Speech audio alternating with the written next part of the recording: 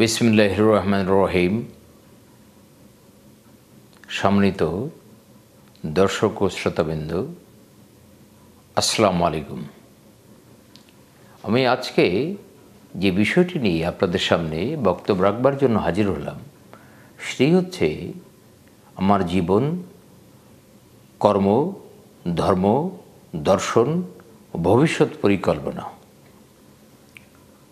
তো আমার তো খুবই ছোট্ট একটা জীবন। 1960-এর দশকের প্রথম দিকে আমার জন্ম মেহেরপুর জেলার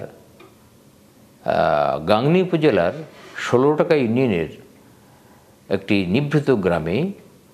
সেই গ্রামটির নাম হচ্ছে বানিয়াপুকুর।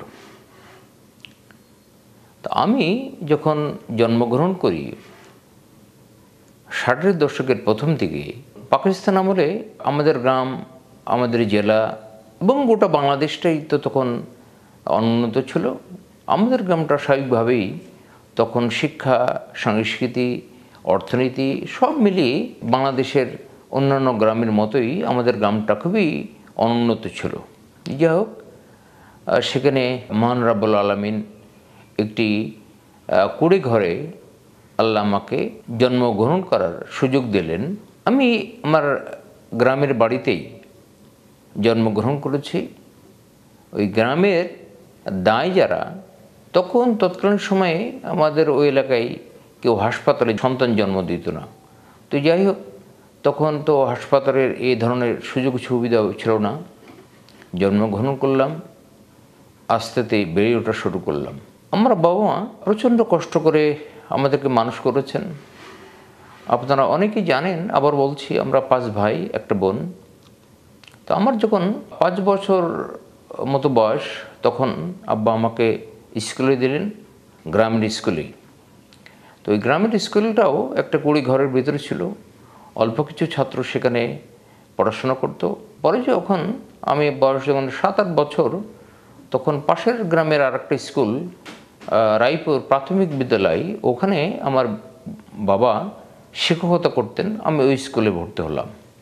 এখানে বলে রাখা ভালো যে আমার বাবা স্কুলের শিক্ষকতা করার আগেই ব্রিটিশ আমলে 1939-40 সালের দিকে উনি, তখন ব্রিটিশ ভারত সময়কালে, উনি ক্যালকাটাতে, মানে এখন যেটাকে কলকাতা আমরা বলি, ওখানে উনি কোর্টের মোক্তার ছিলেন।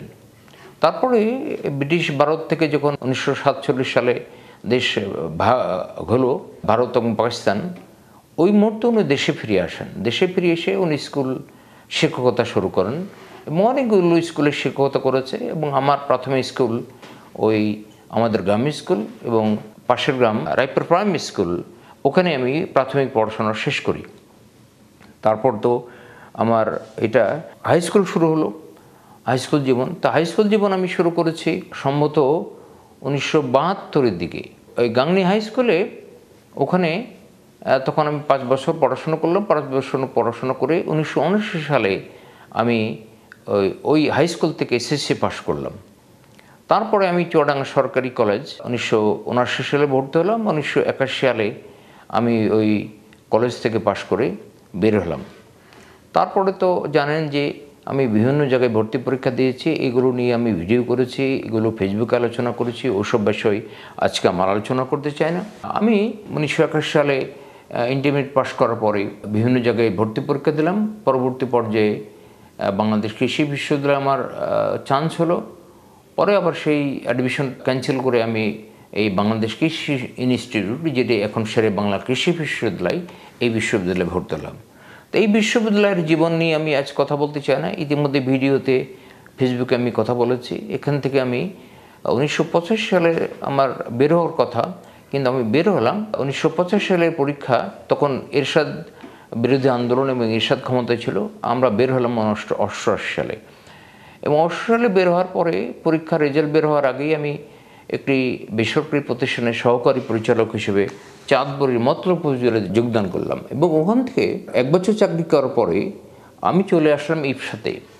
তো ইপসা মানে যেটি এখন বঙ্গবন্ধু শেখ মুজিবুর রহমান কৃষি বিশ্ববিদ্যালয়, ওখানে ওই আমেরিকান 2 জন ভদ্রলোক, তখন ওরা ওই ইপসাতে একটা বড় প্রজেক্ট ছিল, আমেরিকান 2 জন প্রফেসর আন্ডারে আমি তখন গবেষণা সহযোগী হিসেবে কৃষি সম্প্রসারণ বিভাগে যোগদান করলাম। তো ওখানে আবার 1 বছর চাকরি করার পরে আমি চলে গেলাম হাজী মোহাম্মদ দানেশ কৃষি কলেজে লেকচারার হিসেবে কৃষি সম্প্রসারণ বিভাগে, এবং আমি 5 বছর হাজী মোহাম্মদ দানেশ বিজ্ঞান ও প্রযুক্তি বিশ্ববিদ্যালয়ে, আগে ওটা কৃষি কলেজ ছিল, আমি ওখানে 5 বছর চাকরি করার পরে 1995 সালের অগাস্ট মাসে আমি এই বাংলাদেশ কৃষি ইনস্টিটিউট, কেউ বলতো কৃষি কলেজ, যেটি এখন শেরে বাংলা কৃষি বিশ্ববিদ্যালয়, ওই 1995 সালের 1 আগস্ট থেকে আমি এই বিশ্ববিদ্যালয়ে আছি। তো এর ভিতরে একটু বলে রাখা ভালো যে 1925 সালে পরীক্ষাটা যে আমার হলো 1988 সালে, ওই বছর তো আমি বিএসসি অনার্স কমপ্লিট করলাম। আর পরবর্তী পর্যায়ে হাজী দানেশ কৃষি কলেজ থাকা অবস্থায়, প্রভাষক হিসেবে থাকা অবস্থায় ওখান থেকে ছুটি নিয়ে এসে 1988-89 সেশনে আমি মাস্টার ডিগ্রি করার জন্য আমি বাংলাদেশ কৃষি বিশ্ববিদ্যালয়ে ভর্তি হলাম, এবং ওখানে একজন নামকরা প্রফেসর, কৃষি সম্প্রসারণ বিভাগে প্রফেসর ডক্টর হালিম, ওনার আন্ডারে 1989 সেশনে যে পরীক্ষাটা আমাদের হলো সেশন জটের কারণে 1994 সালে সেই পরীক্ষা শেষ হলো, এবং আমি ওখান থেকে এমএসসি পাস করলাম। তারপর তো আমার চাকরি চলতে থাকলো। আমি শেরে বাংলা কৃষি বিশ্ববিদ্যালয়ে চলে আসলাম 95-তে।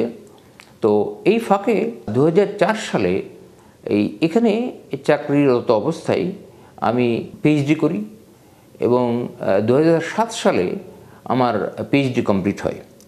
তো এই হলো মোটামুটিভাবে আমার চাকরি জীবন এবং আমার যে শৈশব, কৈশোর এবং স্কুল, কলেজ, বিশ্ববিদ্যালয়ের জীবন তো বললাম। এখন আসি এই কর্মের কথা। আমার জীবনে যে কর্ম, আপনারা জানেন যে সেটি শিক্ষকতা আমি করি। বিভিন্ন জায়গায় আমি পাবলিক বক্তৃতা দিয়ে থাকি, প্রেস ক্লাব সহ বিভিন্ন জায়গায়। আমি এই গত 30-35 বছরে আমি প্রায় 500টি বক্তৃতা বিভিন্ন বিষয়ের উপরে আমি প্রদান করেছি। এমএস পিএইচডি ছাত্র সুপারভিশন করি। তারপরে আমার কিছু প্রকল্পে আমার অবসর সময়ে কাজ করি। পারিবারিক কাজ তো আছেই, আর অন্যান্য ধরেন গান শোনা, তারপরে বই পড়ার নেশা তো আমার সারা জীবনে ছিল। এইগুলোই এই ভিতর দিয়েই আমার জীবন অতিবাহিত হচ্ছে। এখন আসি আমার ধর্মীয় জীবন সম্পর্কে। এই ছোটোবেলা থেকেই ধর্মের প্রতি আমার আকর্ষণ, ধর্মের প্রতি আমার আগ্রহ।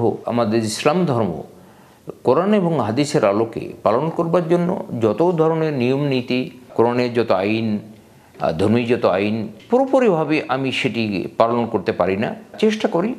কিন্তু প্রকৃতপক্ষেই আল্লাহ তাআলার যত কৃতজ্ঞতা থাকা উচিত, যত ধর্ম পালন করা উচিত, এসব বিষয়গুলো আমি অনেক সময় পালন করতে পারি না। সেজন্য আল্লাহর কাছে আমি ক্ষমা চাচ্ছি। তবে ধর্মীয় বিষয় পুরোপুরি পালন করতে না পারলেও কোরআনের প্রতি এবং এই ধর্মচর্চার প্রতি আমার ব্যাপক আগ্রহ আছে। আমি গত 20-30 বছর ধরে আমি এই ধর্ম নিয়ে, বিশেষ করে কোরআন নিয়ে আমি ব্যাপক গবেষণা করেছি, এবং ইতিমধ্যেই আমি 30 বার কোরআনের তর্জমা সহ, ব্যাখ্যা সহ এটি আমি শেষ করেছি। বাকি জীবনও কোরআন নিয়ে আমি গবেষণা করতে চাই। তো এই হচ্ছে যে আমার ধর্মীয় জীবন। আর আমার জীবন দর্শন বলতে আমি দু একটা কথা আপনাদেরকে বলতে চাই। সেটি হচ্ছে যে আমার জীবনের কতগুলো দর্শন আমি মেনটেন করার চেষ্টা করি ছোটোবেলা থেকেই। আমার বাবা শিখিয়েছেন। পরবর্তী পর্যায়ে যখন আমি দার্শনিকদের এবং বড় বড় মনীষীদের জীবন অধ্যয়ন করা শিখলাম, তখন থেকে আমি এগুলো চেষ্টা করি, এবং এখন তো পুরোপুরিভাবে চেষ্টা করছি। আমার জীবন দর্শন হচ্ছে যা আছে তাই নিয়ে জীবনে সন্তুষ্ট থাকা। আর আমি এই জীবনে কখনো সৃষ্টিকর্তার কাছে কোনো অতিরিক্ত অর্থ সম্পদ প্রত্যাশা করি না। এই জন্য প্রত্যাশা করি না যে অতিরিক্ত অর্থ সম্পদ মানুষের জীবনে আসলে মানুষ কীভাবে সেই অর্থ ব্যয় করে, এগুলো সম্পর্কে আমার ধারণা আছে। এবং অতিরিক্ত অর্থ আসলে আমি সেই অর্থ সঠিকভাবে ব্যয় করতে পারবো না, এই ভয় আছে বিধায় আমি সৃষ্টিকর্তার কাছে আমি অতিরিক্ত অর্থ প্রত্যাশা করি না। অতিরিক্ত ক্ষমতাও আমি আশা করি না। তার কারণ অতিরিক্ত ক্ষমতা আমাকে দিলে আমার সন্দেহ হয় যে আমি ক্ষমতার অপব্যবহার করতে পারি। সেজন্য আমার ক্ষমতাকে সীমিত রাখার জন্য আমি সৃষ্টিকর্তার কাছে প্রত্যাশা করি। আমি সৃষ্টিকর্তাকে উঠতে বসতে আমি চেষ্টা করি যে সৃষ্টিকর্তাকে স্মরণ করার জন্য। আমার আর একটি দর্শন হচ্ছে, জীবনের দর্শন হচ্ছে যে সৃষ্টি জগৎ গ্রহ নক্ষত্র, এই জীবনের সৃষ্টি, এই পৃথিবীর সৃষ্টি, বিশ্বব্রহ্মাণ্ড কীভাবে সৃষ্টি আল্লাহ করলেন, এই নিয়ে গবেষণা করা, এই নিয়ে গভীরভাবে চিন্তা করা, এটিও আমার জীবন দর্শনের একটা পার্ট। মৃত্যু এবং মৃত্যু পরবর্তী জীবন নিয়ে আমি পড়াশোনা করি এবং এই বিষয়ে আমার মোটামুটি একটা ধারণা আছে। এবং এই মৃত্যু এবং মৃত্যু পরবর্তী জীবন এইটা চিন্তা করতে গেলে অনেক সময় আমার মাথা কাজ করে না। সেই জন্য আমি যখন আমার মৃত্যু এবং মৃত্যু পরবর্তী জীবন নিয়ে আমার ভাবনা আসে, তখন আমি এটি স্টপ করে দিই, তখন অন্য কাজ করা শুরু করি। আমার জীবনে আরেকটি দর্শন হচ্ছে যে ভোগে নয়, শুধু ভোগ করলেই জীবন উন্নতি হবে। আমি মনে করি যে মানুষের জীবনে ত্যাগের মহিমায় নিজের জীবনকে উদ্ভাসিত করা উচিত। আমার আরেকটি জীবন দর্শন হচ্ছে যে অসহায় দরিদ্র মানুষকে আমাকে সাহায্য করতে হবে। তো এই মোটামুটিভাবে আমি জীবন দর্শন নিয়ে আপনাদের সাথে কথা বললাম। ভবিষ্যতে আরও হয়তো কথা বলা হবে। এখন ভবিষ্যৎ পরিকল্পনার কথা দু একটা বলতে চাই। সেটি হচ্ছে যে আমার ইতিমধ্যেই এই 62 বছরের জীবনে আমি যত কাজ করেছি, শিক্ষকতা সহ আরও যে বিভিন্ন কাজ, বিভিন্ন বক্তৃতা, বিভিন্ন ভিডিও আমি করি, তারপরে ছাত্রছাত্রীদের এবং বিভিন্ন লেভেলের মানুষকে আমার পক্ষে যতটুকু সম্ভব হয় সেসব বিষয়ে আমি পরামর্শ প্রদান করি জাতীয় পর্যায়ে। তো এই সব মিলিয়ে আমার পারসেপশন, আমার মূল্যায়ন হচ্ছে যে 25% কাজ আমি ইতিমধ্যেই যা আমি জীবনে করতে চেয়েছিলাম তার 25% কাজ আমি শেষ করতে পেরেছি। এখন 75% কাজ বাকি। যেসব কাজগুলো আমার বাকি আছে সেই কাজগুলোর ভিতরে আমার ধারণা যে আরও 10-15 বছর যদি আল্লাহ আমাকে সুস্থ রাখে, বাঁচিয়ে রাখে, আমি খুব বড় জোর 30% কাজ হয়তো সমাধান করতে পারবো।